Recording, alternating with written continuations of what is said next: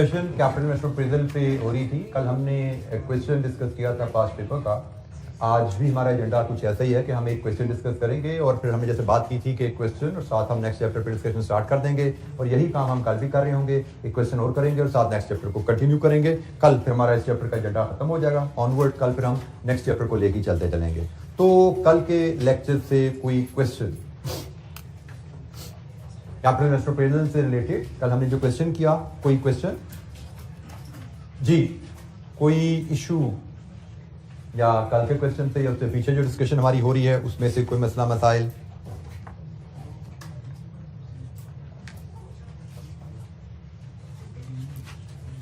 अच्छा जी, हम एक क्वेश्चन और देखते हैं। ये काफी डिफरेंट क्वेश्चन है और जब आया था एग्जाम में तो students they faced quite a challenge in this question. तो जनाब क्वेश्चन नंबर 12 पढ़ते हैं अयान ग्रुप का।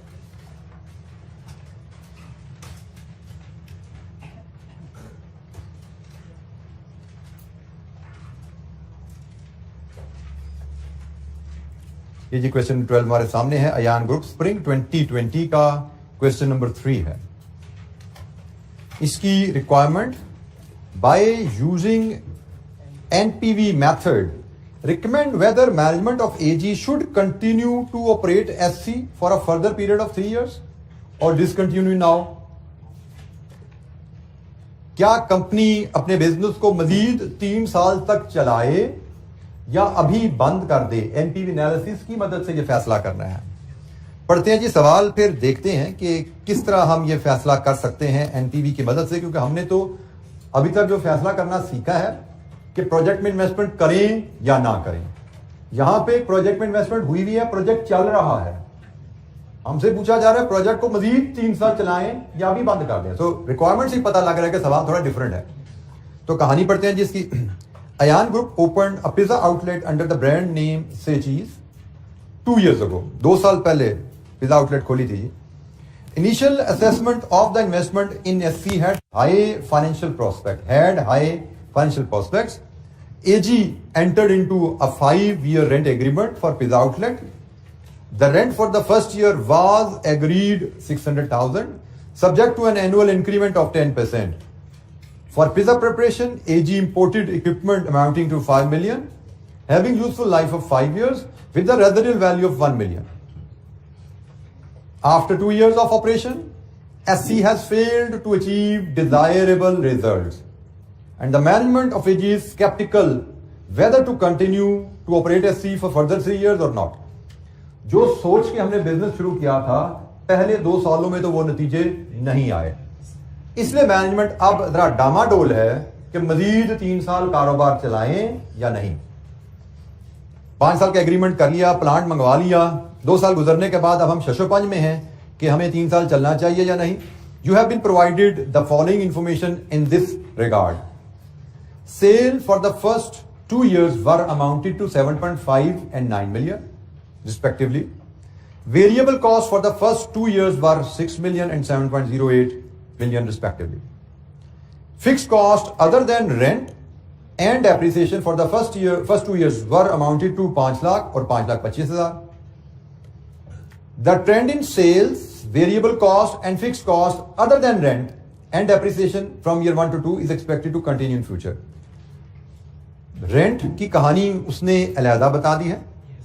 यहां पे 6 लाख पहले साल का, ऑनवर्ड 10% इजाफा, 5 साल तक ये इजाफा ऐसे चलते जाना था एग्रीमेंट के तहत।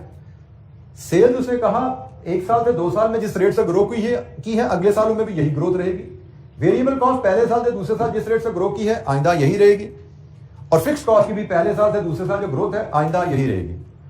डेप्रिसिएशन उसने कहा जी पॉलिसी के मुताबिक देख लेना, उसका क्या हिसाब किताब है वो बता दी जाएगी आपको policy. If management of AG decides to discontinue the investment in SC now, अभी फैक्ट्री बंद करें, अपनी आउटलेट बंद करें, equipment could be sold for 4 million. Further, the termination of rent agreement would require 3 months notice period. आप आज factory बंद करेंगे तो 3 महीने का नोटिस पीरियड रेंट भी देना पड़ेगा। रेंट ये नहीं कि आज तक देना पड़ेगा, रेंट अगले 3 महीने का भी देना पड़ेगा नोटिस पीरियड बंद करने की सूरत में।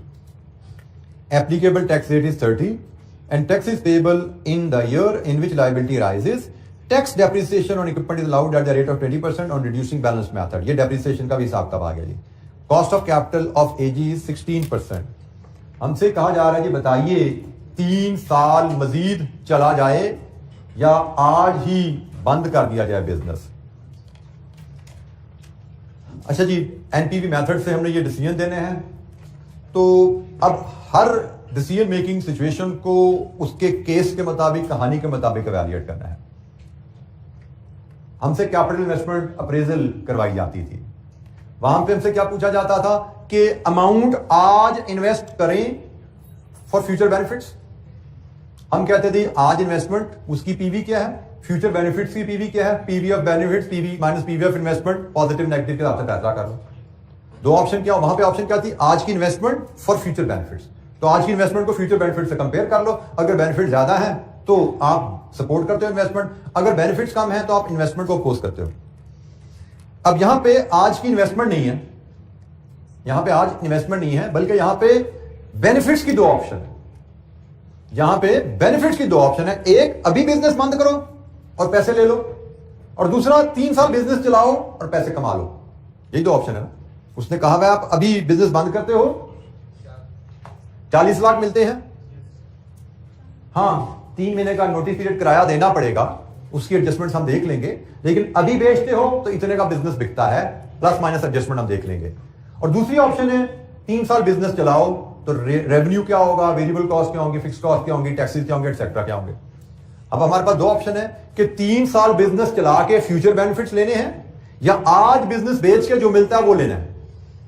तो हम यहां पे कंपेयर करेंगे, आज बिजनेस बंद करें तो क्या मिलता है, एक वैल्यू उसकी निकलेगी, और 3 साल बिजनेस चलाएंगे उसकी पीवी क्या बनती है. तो हमने आज पैसे लेने हैं या 3 साल के फ्यूचर की पीवी लेनी है, दोनों प्रेजेंट वैल्यू में आ जाएगा ना. आज का पैसा बेच के क्या हाथ में आता है, और 3 साल के रिटर्न्स की पीवी, रेवेन्यू माइनस कॉस्ट की पीवी, वो क्या है. तो जहां पे रिटर्न ज्यादा है, जहां पे पीवी ऑफ बेनिफिट ज्यादा है, हम उस ऑप्शन को प्रेफर करेंगे. तो हम एक पहले कैलकुलेट करते हैं कि अगर हम आज बिजनेस बंद करते हैं तो हमें आज क्या मिलेगा. Question number 12. Net benefit if closed today. अगर हम आज बिजनेस बंद करें तो हमें क्या मिलता है. तो जनाब आज की बिजनेस की जो कहानी बनती है, एक हमें सेल वैल्यू ऑफ प्लांट हमें वो मिलेगी आज, लेकिन इसके साथ ही हमें रेंटल जो है, नोटिस पीरियड रेंट पे करना पड़ेगा. लेकिन इन दोनों से रिलेटेड हमारी कुछ टैक्स इंपैक्ट भी आएंगे, इन दोनों के हमारे टैक्स इंपैक्ट भी आएंगे. नोटिस पीरियड रेंट जो है, इस पे हमें टैक्स सेविंग मिलेगी, और जब हम प्लांट बेचेंगे तो इस पे भी तो गेन या लॉस आ सकता है ना, तो उसका भी टैक्स इंपैक्ट हमें देखना पड़ेगा. तो ये हमें, मुझे लगता है ये 4 फिगर्स जो बनेगी, ये गेन आता है या लॉस आता है on disposal of plant. Tax impact हम कैलकुलेट करेंगे, वो यहां पे वैल्यूज निकालेंगे, तो उसके बाद हम देख लेंगे क्या बनता है. तो जैसे सेल वैल्यू ऑफ प्लांट तो सिंपल है, 4 मिलियन, ये तो इनफ्लो है. और नोटिस पीरियड रेंट कितना पे करेंगे, 6 लाख तो था सालाना पहले साल का. अब हम किस साल में एंटर होने जा रहे हैं, तीसरे साल में. तो तीसरे साल का रेंट, पहला साल, दूसरा साल, तीसरा साल, ये तीसरे साल का रेंट हुआ. पहले साल का रेंट 6 लाख, दूसरे साल का रेंट 6 लाख इंटू 1.1, तीसरे साल का rent 6 lakh into 1.1 raise to power 2, 10% सालाना ही है ना. तो ये तीसरे साल का रेंट है, डिवाइडेड विद 12 इंटू 3, ये 3 मंथ का रेंट हो गया. सही, 3 मंथ का रेंट पे कर रहे हैं नोटिस में. कितना बना, 500. ये हमारा 3 महीने का रेंट बनेगा जो नोटिस पे में देना पड़ेगा. ये कॉस्ट है, इसको हम नेगेटिव शो करेंगे. अच्छा जी, अब जरा तो जैसे देखिएगा, हम जब रेंट पे करेंगे तो ये रेंट हमारा टैक्स अलाउएबल एक्सपेंस है, रेंट हमारा टैक्स अलाउएबल एक्सपेंस होता है। रेंट पेमेंट की वजह से हमारे प्रॉफिट्स कम होंगे, हमें टैक्स में भी तो बचत मिलती है, तो हमारा टैक्स सेविंग ऑन रेंट जो होता है that will be simply cost into tax rate. Tax rate क्या है तो जनाब बताइए? 54450 ये सेविंग। हम जब 181,500 का टैक्स पे करेंगे लैंडलॉर्ड को, तो वो रेंट की पेमेंट जो है हमारी टैक्स लॉबल एक्सपेंस है, और इस एक्सपेंस को अपनी टैक्स रिटर्न में जब डालेंगे तो वहां पे हमें टैक्स इतना कम पे करना पड़ेगा। तो हमारी जेब से ये पैसा जब गया तो हमारी टैक्स पेमेंट इतनी रिड्यूस भी होगी ना इसकी वजह से, इसको हम टैक्स सेविंग ऑन एक्सपेंस कहते हैं। तो जब हम कोई एक्सपेंस पे करते हैं तो उस एक्सपेंस की वजह से हमें टैक्स सेविंग मिलती है।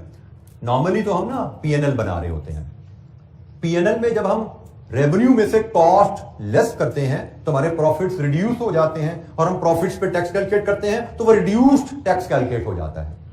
बट यहां पे तो हम चूंकि प्रॉफिट्स कैलकुलेट ही नहीं कर रहे, तो इसलिए वो रिड्यूस्ड टैक्स वाली कैलकुलेशन यहां पे नहीं आती। इस यहां पे तो हम सिर्फ कॉस्ट ही ले रहे हैं, तो जब सिर्फ कॉस्ट ले रहे हैं तो कॉस्ट पे टैक्स सेविंग आपको अलग से लेनी पड़ती है। जब रेवेन्यू माइनस कॉस्ट ले रहे होते हो तो रेवेन्यू में से जब कॉस्ट लेस होती है ऑटोमेटिकली प्रॉफिट रिड्यूस हो जाता है, और रिड्यूस प्रॉफिट पे आप जब टैक्स कैलकुलेट करते हो तो रिड्यूस टैक्स आ जाता है, टैक्स सेविंग वहां पे आपकी एडजस्ट हो जाती है। लेकिन इस केस में चूंकि हम रेवेन्यू ही नहीं ले रहे, हम तो ले ही सिर्फ कॉस्ट रहे हैं, तो कॉस्ट का टैक्स सेविंग का इफेक्ट इस तरह हमें फिर शो करना पड़ता है।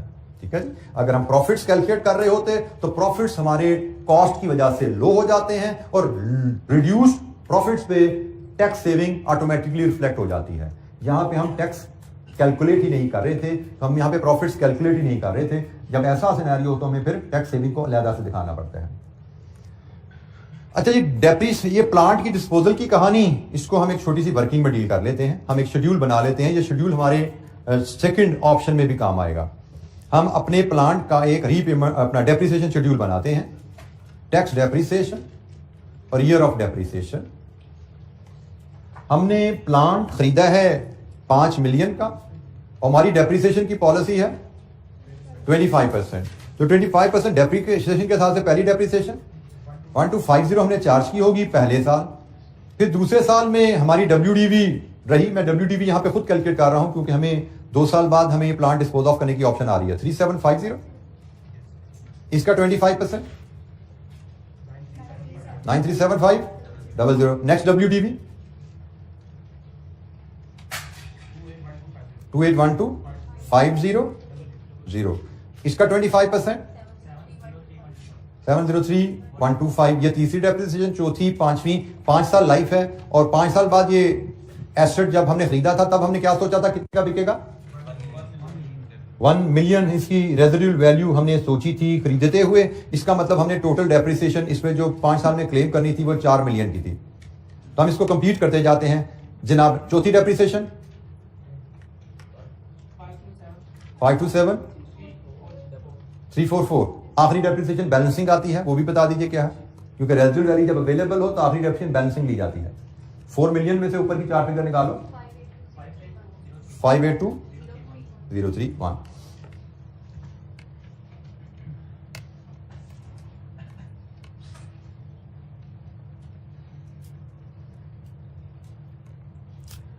अच्छा जी, ये हमारे पास डेप्रिसिएशन शेड्यूल है। अब इस डेप्रिसिएशन शेड्यूल से हम देखते हैं हम कितने साल बाद एसेट बेचने जा रहे हैं। 2 साल बाद। 2 साल बाद एसेट की WDV क्या है? यही है। तो जनाब हमें यहां पे इसका मतलब 28125000 एसेट की WDV है, और एसेट बिक कितने का रहा है?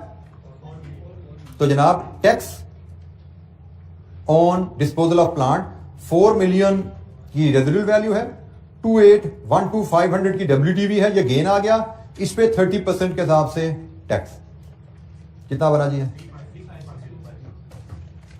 352,356,250 ये टैक्स है जी गेन पे। तो जनाब अब यहां से इन चारों फिगर्स का टोटल कर लीजिए, क्या बनता है। यहां से टोटल करना शुरू करेंगे, यहां तक आएंगे। What is the total? 3516,700।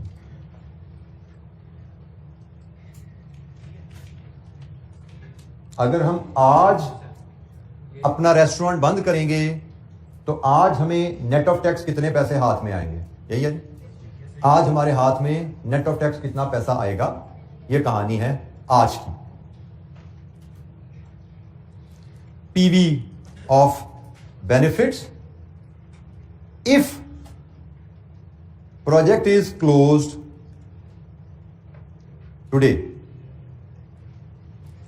क्योंकि इसको मैंने पीवी इसलिए लिख दिया कि ये हम आज प्रोजेक्ट बंद कर रहे हैं, तो आज सारा पैसा हमें मिल रहा है, तो ये ऑलरेडी पीवी में है, डिस्काउंट करने की जरूरत नहीं है इसको। आज अगर हम प्रोजेक्ट बंद करते हैं तो हमें पीवी क्या मिलती है बेनिफिट्स की, नो नीड टू डिस्काउंट, क्योंकि आज बंद हुआ, सारा पैसा आज ही हमारे हाथ में आया। ऑप्शन नंबर 2, प्रोजेक्ट को 3 साल चलाया जाए। जी बेटा,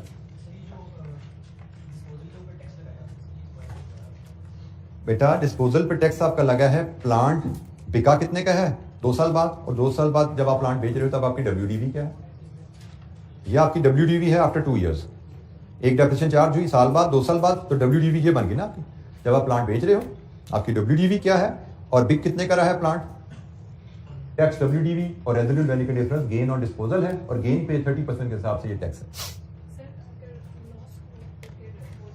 अगर आपका लॉस हो तो टैक्स सेविंग आ जाती है। अगर आपके डिस्पोजल पे यहाँ पे लॉस आ रहा होता तो लॉस पे आप यहाँ पे टैक्स सेविंग लेते हो। जिस तरह ये रेंटल की पेमेंट पे आपने टैक्स सेविंग ली ना, कॉस्ट है, उस पर टैक्स सेविंग ली। फर्क क्या है कि ये कॉस्ट भी कैश कॉस्ट है, वो भी ली, और कॉस्ट पे टैक्स सेविंग भी कैश सेविंग है, वो भी ली। लेकिन लॉस या gain on disposal non cash item होती है। हमने तो पूरी रेजिडुअल वैल्यू यहां ले ली है, गेन सी के अंदर शामिल है ना, तो गेन और loss on disposal of asset non cash item होती है, इसलिए हमने सिर्फ उसका टैक्स इंपैक्ट लिया है। गेन या लॉस अगर आता तो वो यहां रिफ्लेक्ट नहीं होता, क्योंकि हमने पूरी रेजिडुअल वैल्यू जो ले ली होती है यहां पे, तो गेन तो इसी में शामिल होता है, कैश टर्म में जो होता है, तो हम सिर्फ उसका टैक्स इंपैक्ट लेते हैं। गेन होगा तो उसकी टैक्स कॉस्ट लेंगे, अगर लॉस होगा तो उसकी टैक्स सेविंग लेंगे यहां पे हम। जी जनाब, अगर हम प्लांट अभी बंद कर दें तो हमारे हाथ में नेट बेनिफिट क्या है। ऑप्शन नंबर 2, हम प्लांट को लेके चलें। अगर हम प्लांट को लेके चलते हैं 3 साल तक, तो जनाब हमें 3 साल के कैश फ्लो बनाने हैं। Option number 2, continue for next 3 years.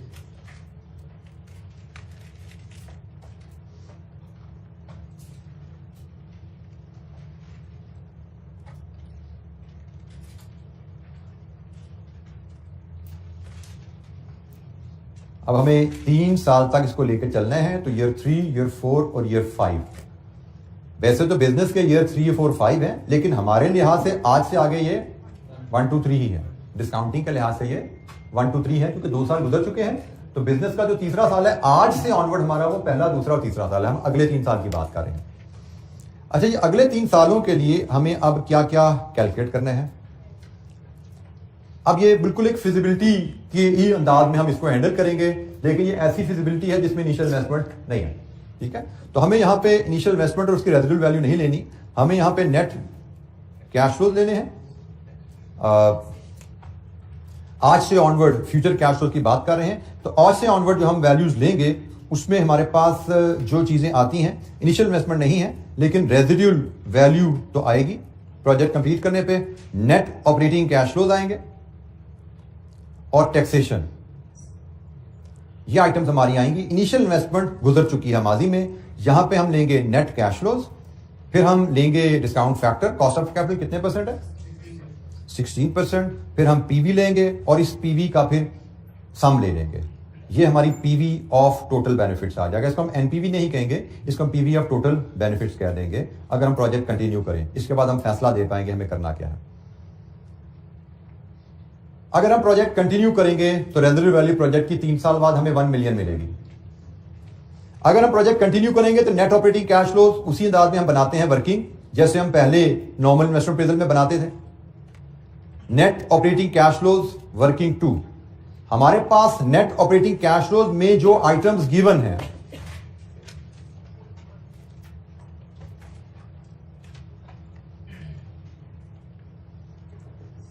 हमें 1, 2, 3 में सेल्स गिवन है, इसमें से लेस कर देंगे वेरिएबल कॉस्ट, इसमें से लेस कर देंगे fix cost.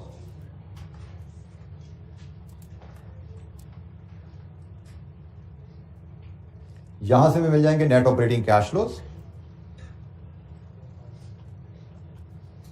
Net operating cash flow से मजीद आगे चलेंगे, इसमें से डेप्रिसिएशन लेस करेंगे, हमें टैक्सेबल प्रॉफिट आएगा और टैक्सेबल प्रॉफिट्स पे हम tax at the rate of 30% calculate कर देंगे। हमें इस वर्किंग में से दो वैल्यूज उठानी है, एक है नेट ऑपरेटिंग कैश फ्लोज और एक है टैक्सेस। बिल्कुल जी, रेंट भी एक कॉस्ट है, वो फिक्स कॉस्ट के अलावा है। और इसीलिए जो मैंने कहा था एक एक लाइन छोड़ के लिखा कर, उसकी शायद एक वजह यही होती है कि बाद में चीजें भूल जाती हैं। हमें लाइंस छोड़ी होती हैं तो आसानी से हम इनकॉर्पोरेट कर पाते हैं वैल्यूज। हमारी फिक्स्ड कॉस्ट के अलावा एक कॉस्ट रेंट भी है, रेंट के अलावा फिक्स्ड कॉस्ट का जिक्र किया गया है। हमें फिक्स्ड कॉस्ट रेंट के अलावा बताई गई है। फिक्स्ड कॉस्ट रेंट के अलावा जो है उसकी कहानी कुछ और है और रेंट की ग्रोथ रेट की कहानी कुछ और है, इसलिए हमें इन दोनों को अलग-अलग दिखाना है। रेंट की ग्रोथ 10% सालाना है, फिक्स कॉस्ट की ग्रोथ क्या है सालाना वो हमें देखनी पड़ेगी, हमें कैलकुलेट करनी पड़ेगी। अच्छा जी, अब हम सेल्स की बात करते हैं। हमें उसने कहा है सेल्स का पैटर्न क्या है, पिछले साल की सेल में इजाफा किस रेट से, जिस रेट से ईयर 1 से 2 में इजाफा आया। तो हम करते क्या हैं, हम पिछले साल की सेल की फिगर लाते हैं। पिछले साल की सेल की फिगर मतलब ईयर 2 की सेल की फिगर क्या थी, ईयर 2 की सेल की फिगर 9 मिलियन। इसमें इजाफा डालना है क्या, वो हम वर्किंग 3 में बना लेते हैं।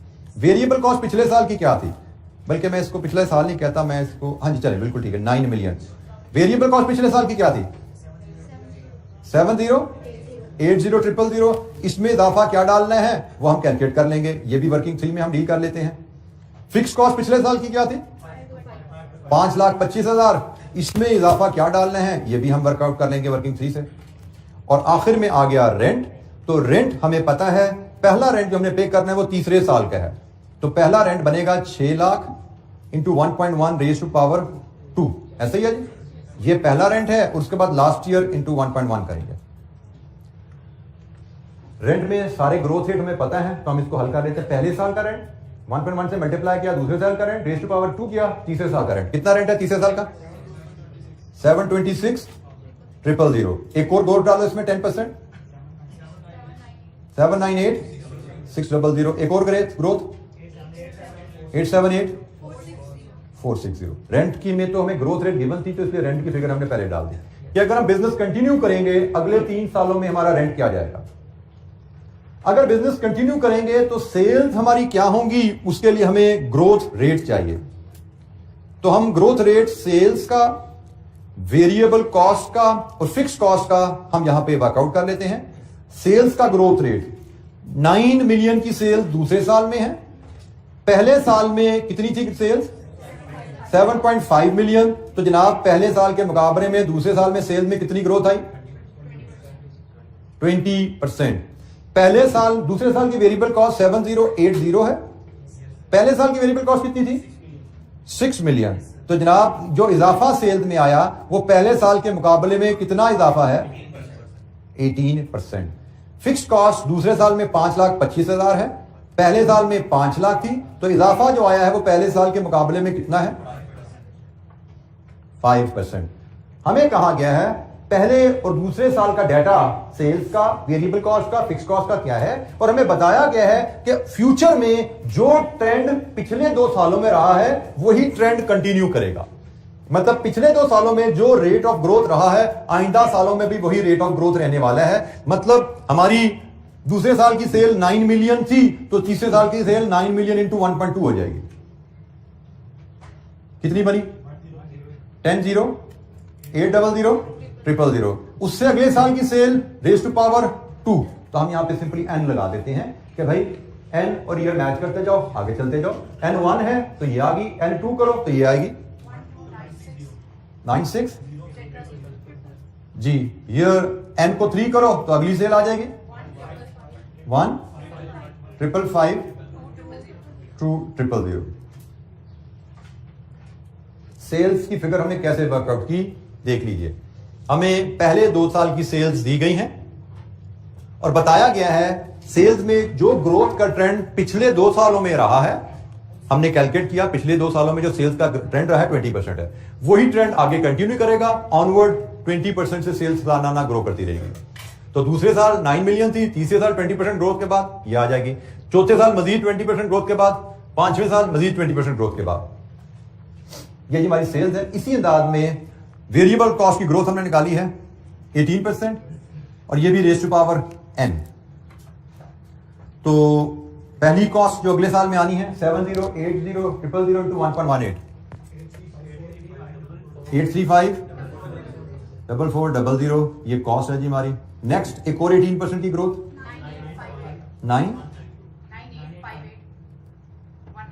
192 जी। लास्ट वन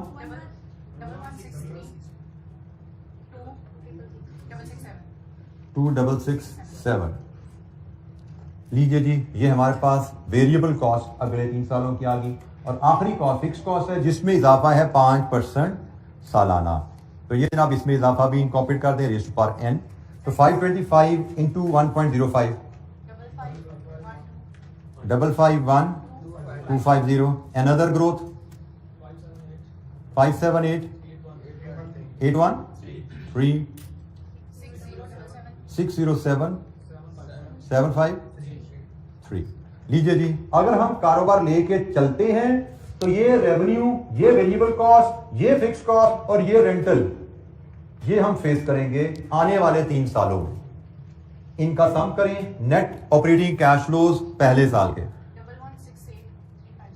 350, दूसरा साल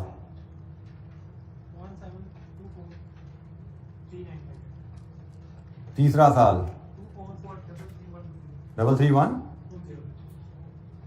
लीजिए जी, हमें ऑपरेटिंग कैश फ्लोज की फिगर चाहिए थी, हमने यहां पे ऑपरेटिंग कैश फ्लोज की फिगर डिटरमिन कर ली। अगर हम कारोबार लेके चलेंगे तो अगले 3 साल में हमारा ऑपरेटिंग कैश फ्लोज क्या रहेगा। अगले साल में हम बेनिफिट्स जो कमाएंगे इस कारोबार से, सेल्स माइनस कैश कॉस्ट, वो क्या है। सेल्स माइनस कैश कॉस्ट हमने अगले 3 सालों के बेनिफिट्स कैलकुलेट किए। किसी स्टूडेंट को किसी वैल्यू की डिटर्मिनेशन में, किसी की कैलकुलेशन में कोई दिक्कत है, सवाल है, पूछिए। कोई रेट कैलकुलेट करना नहीं आया, कोई वैल्यू की कैलकुलेशन की लॉजिक समझ नहीं आई, पूछिए। नेट ऑपरेटिंग कैश फ्लोज हमने डिटरमिन कर लिए आने वाले 3 सालों के लिए, जो हमारे कारोबार का तीसरा, चौथा, 5वां साल है। लेकिन क्योंकि 2 साल गुजर चुके हैं तो फ्यूचर और प्रेजेंट के हिसाब से 1 साल बाद, 2 साल बाद और 3 साल बाद ये हमारे कैश फ्लोज हैं जो हम रेज करेंगे। इनको जनाब हमें अब यहां फीड करने हैं नेट ऑपरेटिंग कैश फ्लोज में। 1,168,350, 1,724,395 एंड 2,433,120। अब हमें टैक्स की कैलकुलेशन चाहिए, तो टैक्स की कैलकुलेशन होती है net operating cash flows minus depreciation. ये जनाब आ रही है डेप्रिसिएशन अगले 3 सालों की, अगर हम कारोबार कंटिन्यू करते हैं। तो net operating cash flows minus depreciation, पहले साल अगले 3 सालों की डेप्रिसिएशन जो आ रही है 703,125, 527, 344 एंड 582,031। लीजिए जी, यहां पे टैक्सेबल प्रॉफिट्स आएंगे और उन पे हम टैक्स कैलकुलेट करेंगे। 465,225। नेक्स्ट जी 1197,051। नेक्स्ट जी 1851,089। लीजिए जी, इन पे आप 30% के हिसाब से टैक्स कैलकुलेट करते जाइए। 139,568, 359, 115, 555, 327। लीजिए जी, ये हमारे टैक्सेस आ गए हैं। इन टैक्सेस को फिर हम अपनी मेन शीट में लेके जाएंगे, जैसे हम नॉर्मल इन्वेस्टमेंट अप्रेजल में करते होते थे। इसी तरह हम इन टैक्सेस की फिगर को अपनी मेन शीट में एक्सटेंड करेंगे तो हमारा डाटा कंप्लीट हो जाता है। टैक्सेस की फिगर 139,568 359115 एंड 555327। लीजिए जी, डाटा अब हमारे पास कंप्लीट है। सम कीजिए इनका, 16% पे डिस्काउंट कीजिए और पीवी निकाल के, हर साल के कैश फ्लो की पीवी लेके, हर साल के कैश फ्लो की पीवी लेके सम बताना है आपको जी। मुझे अब फाइनल वैल्यू ये सम की आप शेयर करें। और इन द मीनवाइल किसी स्टूडेंट को किसी वैल्यू पे कोई सपोर्ट गाइडेंस चाहिए, दे कैन आस्क।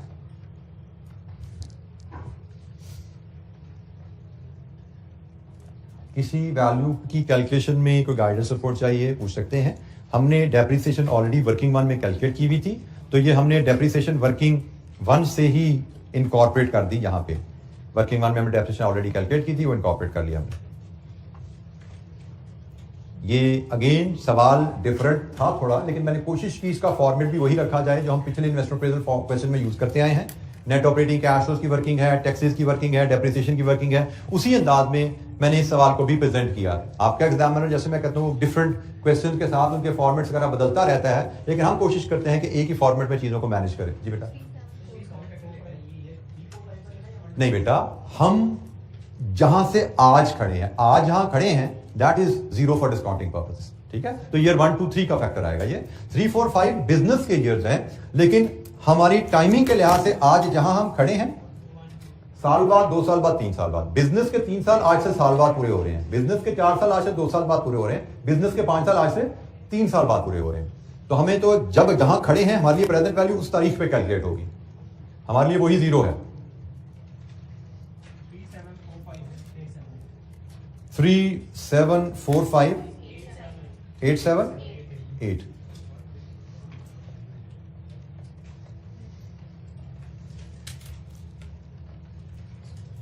मैं पहले भी आपसे लेकर किया, फिर एक बार बता दूं कि एग्जामिनर प्रेजेंटेशन को आप फॉलो करने की कोशिश ना किया करें। हमारा जॉब एग्जैक्टली रूपी बाय रूपी मैच कर रहा है उससे, तो हमें कोई जरूरत नहीं उसने कैसे प्रेजेंट किया वो सीखने की।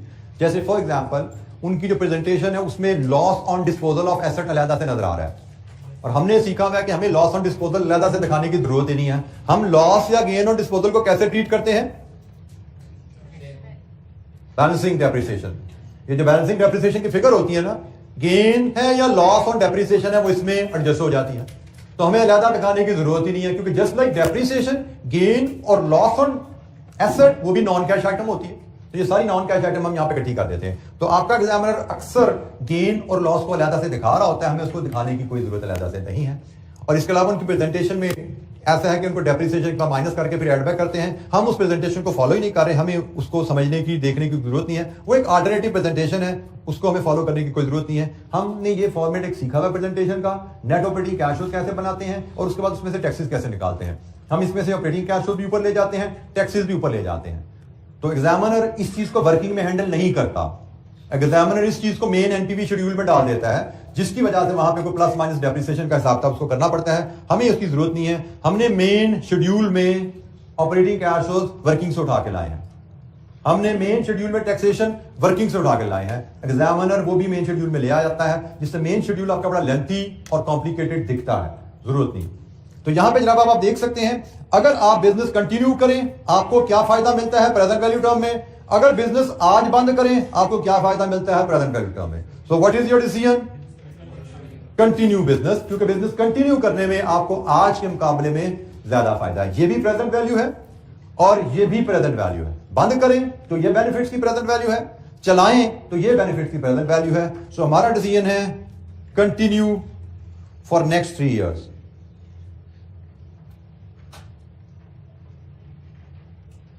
अगले 3 साल बिजनेस को कंटिन्यू करना चाहिए। जी जनाब, एनी क्वेश्चन? किसी वर्किंग पे कोई गाइडेंस चाहिए, कोई सपोर्ट चाहिए आपको, पूछिए जी।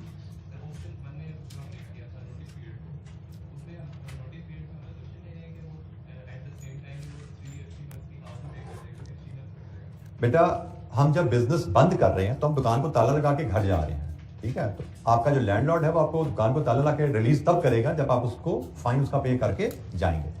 नोटिस पीरियड बिजनेस में जब आप बिजनेस क्लोज करते हैं, द टाइम ऑफ क्लोजर आपको इकट्ठा लमसम पे करना होता है। This is the normal business transaction, ठीक है। और अगर वो 3 मंथ्स भी हो तो हम तो एनुअल डिस्काउंटिंग करते हैं। वैसे तो अपफ्रंट ही गया ये, लेकिन 3 मंथ्स भी हो तो डिस्काउंटिंग तो एनुअल हो रही होती है, मंथली डिस्काउंटिंग तो हम वैसे नहीं करते, हम तो उसको वैसे ही start of the year treat करके प्रेजेंट वैल्यू में डाल देंगे हम उसको। जी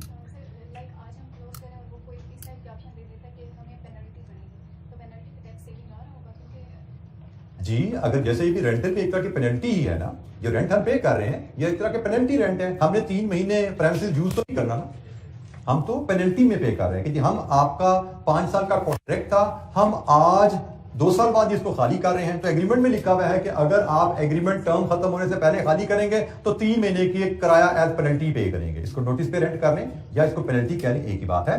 penalty unless told it will be assume ये टैक्स अलाउबल है, पेनल्टी की पेमेंट लेंगे, उस पर टैक्स सेविंग का इफेक्ट भी लेंगे, कॉस्ट पे करोगे तो टैक्स सेविंग भी मिलेगी वो।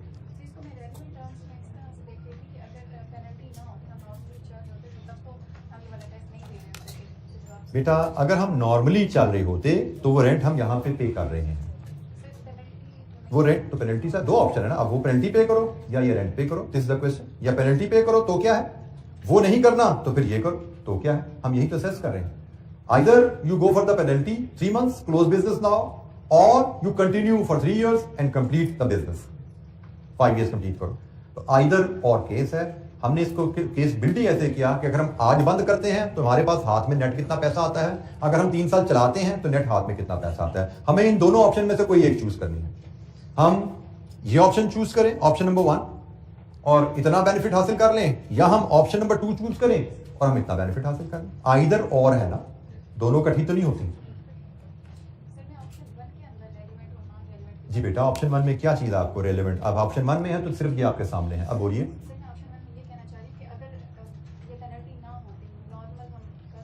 बेटा नॉर्मल कर रहे हैं तो वो ऑप्शन 2 है ना भाई, ऑप्शन 1 तो है बंद कर दो, फिर आप अगर कह रहे हैं अगर हम नॉर्मल करते तो नॉर्मल तो ऑप्शन 2 की बातें हैं यहाँ बीच में, जब आप ऑप्शन 1 की बात कर रहे हैं तो कह रहे हैं बंद कर दो, खत्म हो गया, there is no other thinking, no other point here, बंद कर दो, बंद करो तो क्या हमारे हाथ में आएगा, दिस इज ऑप्शन 1। ये ऑप्शन 1 तो यहीं पे खत्म हो जाती, अगर के साथ तो फिर ऑप्शन शुरू हो जाती है ना, ऑप्शन 2 शुरू हो जाती है, अगर वो ऑप्शन 2 शुरू होगी वो हमने लादा देख लिया। जी एनी क्वेश्चन, कोई सवाल? अच्छा जी, आज मेरा ख्याल था हम शायद सोर्स ऑफ फाइनेंस पे बात शुरू कर पाए, लेकिन बात तो हमारी शुरू नहीं होती नजर आ रही, लेकिन हम उसका सिर्फ एक पहली स्लाइड में आपसे जरा दिखा देता हूं ताकि आपको उसकी सिग्निफिकेंस पता लग जाए। सिग्निफिकेंस इस टॉपिक की हमारी क्या है वो सिर्फ शेयर कर लेते हैं आपसे। आपको पता हम इस अंदाज में स्लाइड्स को लेकर चल रहे थे कैप 6 के लिहाज से। इन्वेस्टमेंट अप्रेजल का पोर्शन हम कंप्लीट कर चुके हैं, मॉडल पेपर प्रिंट 22 के मार्क्स हमारे सामने आ रहे हैं, लॉन्ग क्वेश्चन नहीं आता है। Sources of finance model paper में 1 MCQ, 8 लॉन्ग क्वेश्चन में टोटल 9 नंबर है। स्प्रिंग में सिर्फ 3 मार्क्स के 1 या 2 MCQs हैं, ठीक है। सो सोर्सेज ऑफ फाइनेंस एक छोटा टॉपिक है जिसमें हम डिस्कस करेंगे बिजनेस को फाइनेंस की जरूरत हो तो बिजनेस, जैसे भी हमने कहा जी कैपिटल इन्वेस्टमेंट अप्रेजल, आप कैपिटल प्रोजेक्ट करना चाहते हो तो उसके लिए पैसा चाहिए ना, फाइनेंस चाहिए, तो सोर्स ऑफ फाइनेंस में हम डिस्कस करेंगे हमने कोई प्रोजेक्ट करना है तो हमें उसके लिए फाइनेंस की जरूरत पड़ती है, बिजनेस फाइनेंस किन किन सोर्सेज से हासिल कर सकता है और उनके कुछ फीचर्स सोर्स ऑफ फाइनेंस के डिस्कस करेंगे।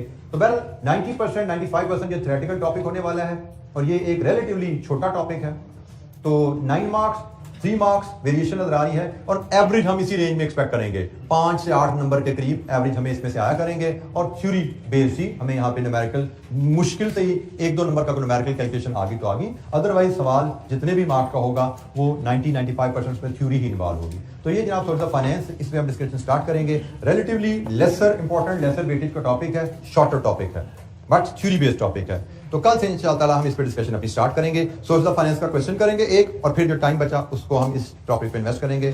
थैंक यू, अस्सलाम वालेकुम।